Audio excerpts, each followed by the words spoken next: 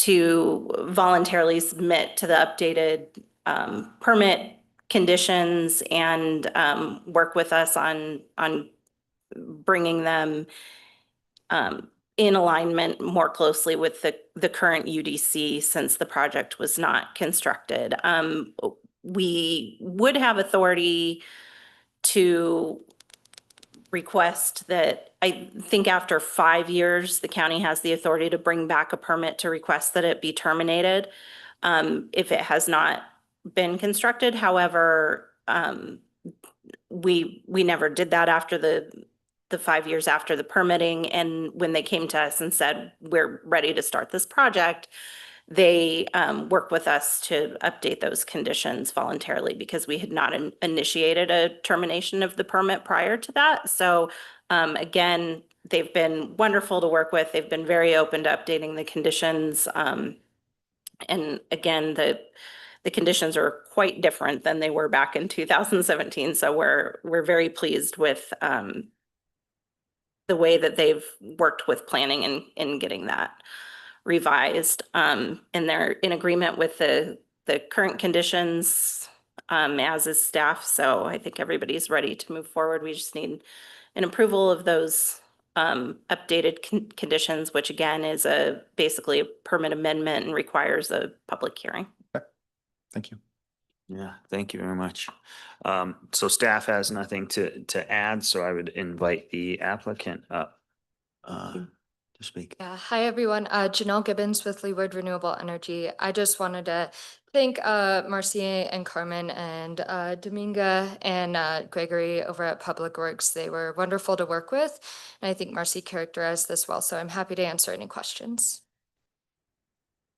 I don't really have any, Nor do I. so I think we're good.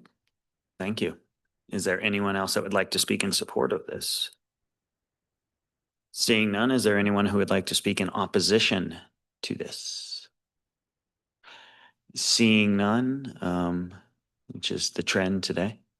Can I ask one more? Actually, Yeah, one question. absolutely. When do you anticipate commencing construction?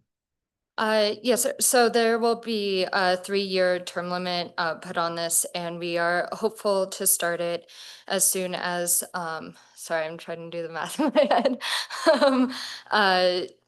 End of 2027 or 2028 early.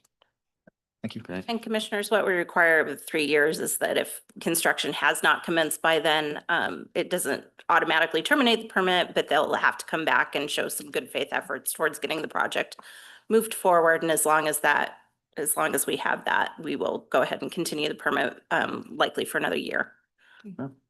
Thank you. Thank you.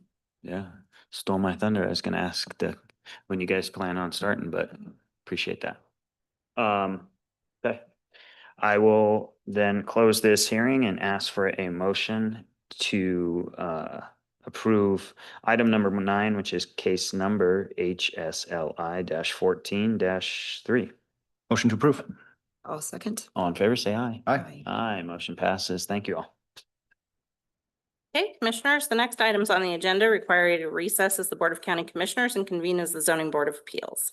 Okay, we will now recess as the Board of County Commissioners and convene as the Zoning Board of Appeals. Ms. Day. Commissioners, first item is zoning variance case number ZV-26-1. Grant, I'm gonna ask somebody to help me with It's this. Siebenacher. Siebenacher, thank you. I did not want to butcher that.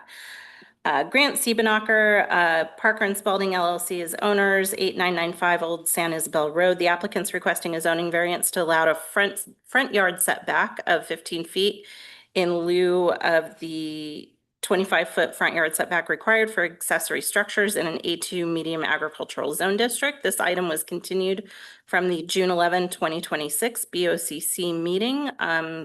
Commissioners, staff requests that the staff report and staff memorandums for this item be made part of the record, and I'll go ahead and turn it over to staff.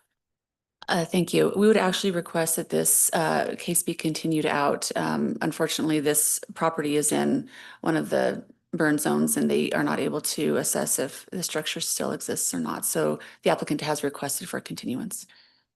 Okay, commissioners will request that this item be continued to the August 3rd, I believe it's 13th land use meeting. Okay. I will ask for a motion to continue item number 11, which is case number ZV-26-2 to the August 13th land use meeting. I believe this one's 26-1. Oh, I'm sorry, I jumped ahead.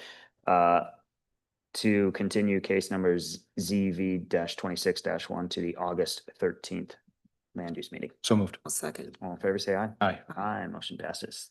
Thank you.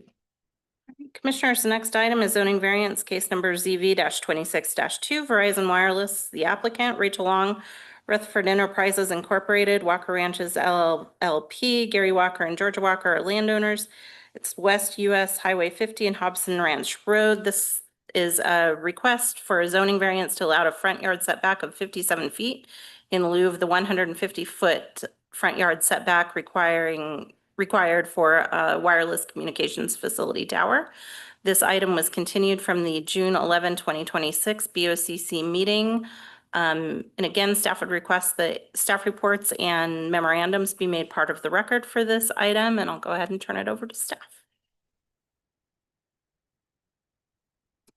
Yes, thank you. So we were requesting a reduced setback for this property. And I would ask that Joe Piori, who's actually handling the case, come up and provide a little bit more additional detail. Good morning again, Commissioners. Joe Peoria, County Planning. This is in relation to a special use permit SUP 26-3. Commissioner Lucero, as you noticed, was already approved on the consent agenda. So this is a new freestanding wireless communications facility or a cell tower.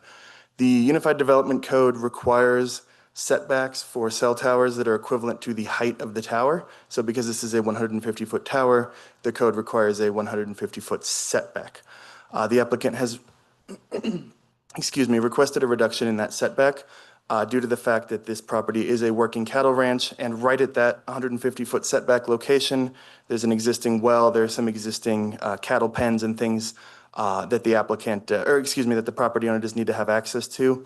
And wireless towers is not just the tower, there's associated base equipment, fencing.